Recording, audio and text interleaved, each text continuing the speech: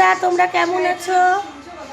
আমি খুব ভালো আছি। তোমাদের সাথে একজনের আমি আলাপ করাবো, তোমরা চিনবে কি না সেটা তোমাদের ব্যাপার।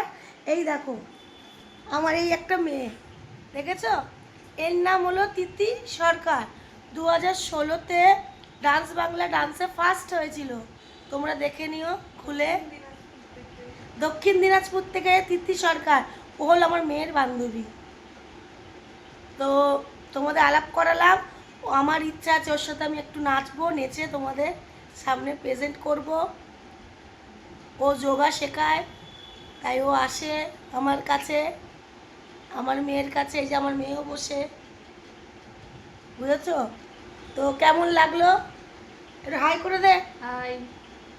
2016 ফার্স্ট হয়েছিল, তোমরা দেখে নিও একটুখানি।